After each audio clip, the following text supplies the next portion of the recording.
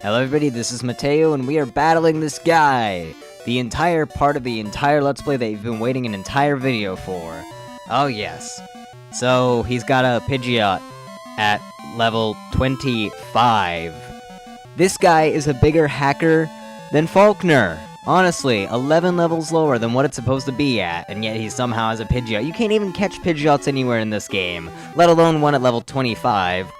Now here he has an Electabuzz, which is a really interesting Pokemon. I really like Electabuzz. I'm using it in my Fire Red 100% playthrough, which, I guess since I mentioned that, just a little, status report on that, I guess. I've been training up all my Pokemon, all 12 of them, to level 51, which might sound like kind of an odd level, but a lot of them learned their final good moves at 51, or the moves that I was looking for, or whatever. Like, well, Shelter learned Ice Beam at 50, although Poliwhirl learned Hydro Pump at 51, which is why I trained everything up to level 51, so they'd be even and stuff. All that's left is Dragonair, and it only has, like, 3/4 of a level to go, and then I'm ready to take on the Elite Four. But yeah, it has taken a very long time. Each of the Pokemon needed to be raised up at least 12 levels, somewhere between 12 and 15 levels. So it took a very long time. It was. But I'm finally getting near the end of it. Oh boy. Unfortunately, Dragonair won't evolve at that level unless I want to train it up 5 more levels. I want to get it up to level 56 so that it can learn Outrage early. I know that I'll lose Wing Attack because of that, but I'll just give it Fly or something, honestly. Wing Attack is kind of meh. But that aside, we have a girl who has a Meryl, level 27. Now, see, we are at the end of the game, and we are fighting Pokemon at level 27. Does that not at all sound wrong? Like, there are 100 levels that they could possibly be at. At the end of the game, they choose 27 and 24? Like, that's a fourth of the way through, and granted, Pokemon usually aren't, like, above level 60 in the main game. So, they should at least be, like, 30, 35-ish. Not 24. Of all things. They just really screwed up with the levels in this game. Mom, that is the second time you've called me. And you found a doll while shopping. That's just great. I'll totally make use of that. Nope, no moonstones for me. That reminds me, I forgot to do something in the future. As far as this Let's Play is concerned. But whatever, I can do that any Monday. I'll get into that later. Oh well, I'll do it sometime. Unfortunately, it's Tuesday right now, so I can't do it, but oh well. So basically, one really neat thing about this route, or rather this game, this region, is how it circles around on itself. I mean, it's kind of like Unova in a way, but it has more stuff coming out of it, I guess. You start at New Bark Town, which is at the bottom right, and then you go left, and then you start heading upwards until you get to Eckerteak. And then you go off a beaten path towards Cyanwood or whatever. Why am I'm drawing this on my computer screen as I'm talking about this. I have no idea why. Just with my finger, so whatever. And then you head back, and then you continue going in the circle. You go down to Blackthorn, and then you head straight down. And this will bring you right back to New Bark Town. So that's kind of a really neat thing to me, especially since the way to the Victoria Road area type Elite Four or whatnot, Pokemon Championships, I guess, Pokemon League, there we go, was actually right in your backyard, pretty much. You just have to head right from where you started your adventure, which is really cool to me. Like, I really liked how in this game they have the Pokemon League right behind where you lived. So yeah, this is a hiker, level 27 Diglett, Chump Change for Meganium, who gains barely any experience, and Psyduck still leeching to get an evolution. He will eventually get one, but honestly at this point, just give the weaker Pokemon the EXP share, because they'll find more use in the experience than your Pokemon will. It's gonna take a while for your Pokemon to really level up from it. No, it's just easier. If you're going for the all 251 run, that is. If you are, then you always want to have a Pokemon slot open with the Pokemon you're trying to evolve. Give them the experience share, because levels really aren't that much of a problem in this game unless you're training a brand new Pokemon that you just got in this area.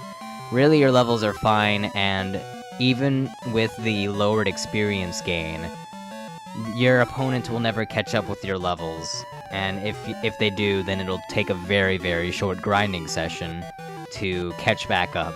But really, there's no worries about Pokemon in this game becoming overleveled. So feel free to hand the experience share over to other Pokemon, train them up to get them to evolve, and then put them in the box forever, of course. Okay, Tauros actually surviving a hit uses Rage, does like 6 damage. Way to go, Tauros. Ah, well. That reminds me of the Ego Raptor cartoon. Tauros meter something! Yeah, pretty much. I do a horrible impression, but I think you people know what I'm talking about. Oh, Psyduck is evolving at level 33. Unfortunately, it does not gain the Psychic type, which so many people think it does. Otherwise, Golduck might be a cooler Pokemon, especially in 4th gen once they did the physical special split, because a Water Psychic physical attacker would be pretty neat, using Waterfall and Zen Headbutt and or Psycho Cut. I could see Golduck using those 2 moves. Item storage space full. Bull! Speaking of bull, we just fought a Tauros. Ah. So let's go ahead and just drop something. Ice Heal, we're never frozen ever. Okay, so now we can go ahead and take back the item. Not what I meant to do. Figure it out.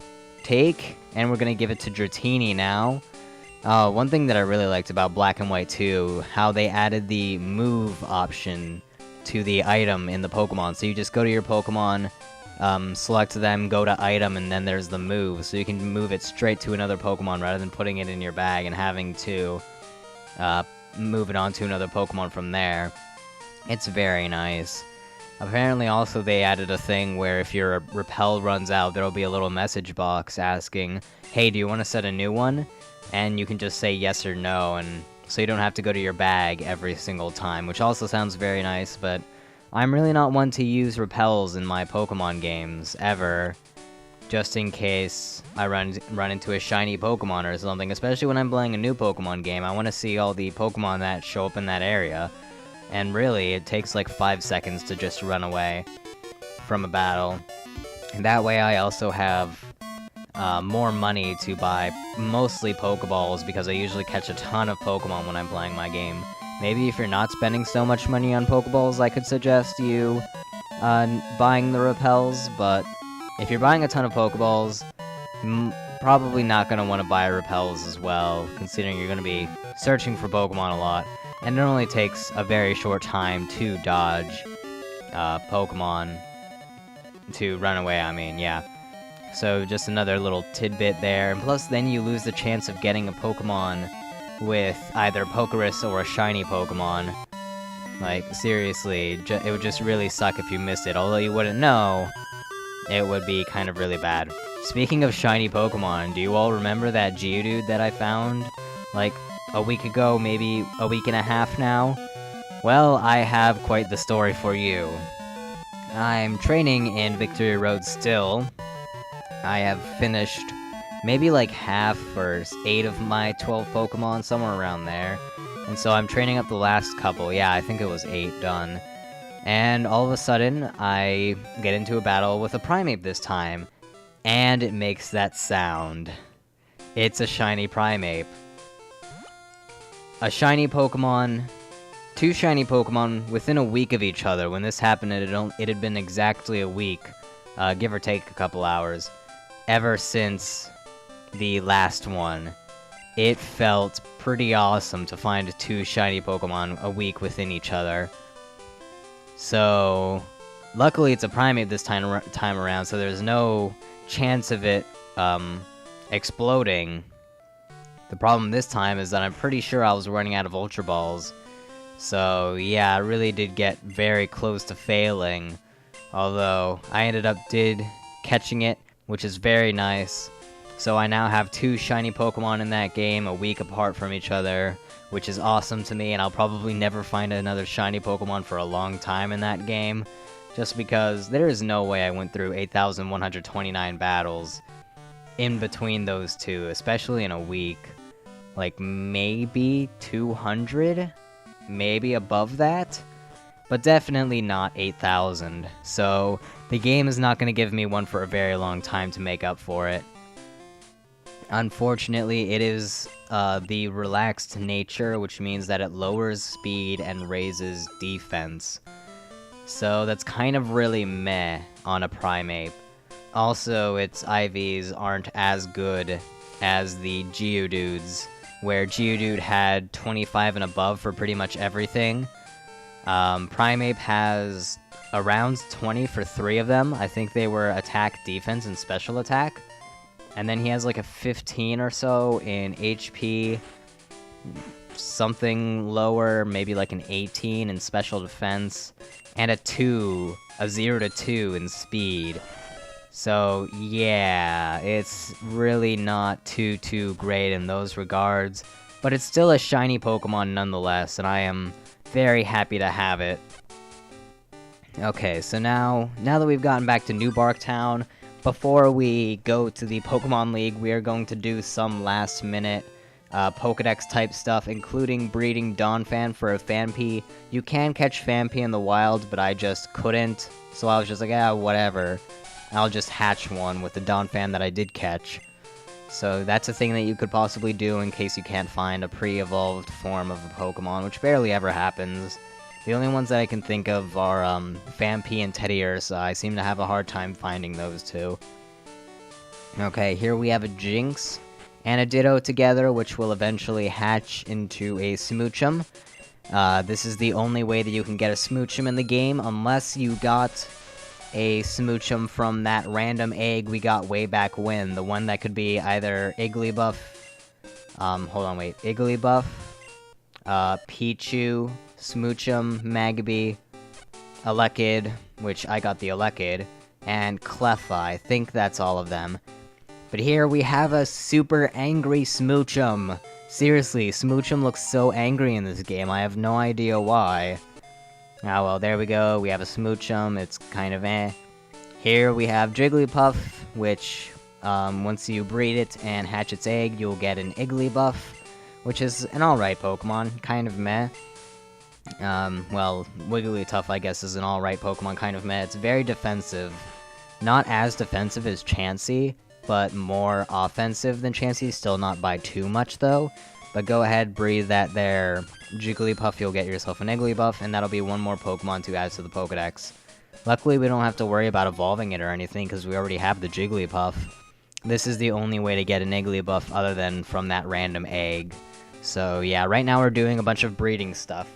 Ditto is happy. There we go. It's an Igglybuff. Yep. Not very many trainers in this game, or any of the Pokemon games, really use baby Pokemon. I think Diamond, Pokemon Diamond, is the only one that I can really think of that used baby Pokemon. Like, I'm remembering specifically, there was this one trainer, he was an artist. I forget what town he was outside of, but I want to say he was either by the one of the Ghost-type gym leader, or he was right outside that area with the tower, with the Spiritomb. Either way, that guy had a Mime Jr. and a Bonsly, and I don't know why I remember him, probably because it struck me as odd that somebody was actually using baby Pokemon in that game, and there were a couple other trainers using baby-type Pokemon as well, as though baby is a type. But yeah, baby Pokemon. Kind of odd. Honestly, I've been talking about Generation 4 a lot in this. I don't know, I seem to be kind of wanting to play a Generation 4 game right now, and I have no idea why, considering that's usually my least favorite generation. Maybe I should honestly give it another shot, but I want to do Generation 2 and 3 first, in terms of my 100% runs, and I also have to finish Fire Red, which is taking forever. So it's probably going to be a very long time until I play that game. Ah well. So if we go this way in the Union Cave, I'm kind of letting the video speak for itself for the most part. We can get into a new section of the Ruins of Alph, which if you go right in here, you'll have another puzzle, which doesn't matter. I guess. Water. Sure.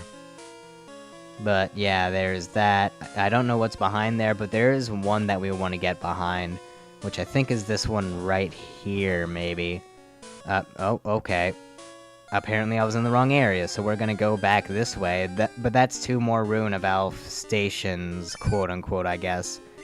Here's a Pokemon that we could have caught for a very long time, Wooper. It is a water type that will evolve into Quagsire, which is a water ground type, a pretty good typing and unique as far as this generation is concerned. He's pretty good, although slow, but he does have bulk to make up for it, and he has no arms. That's always the thing to point out.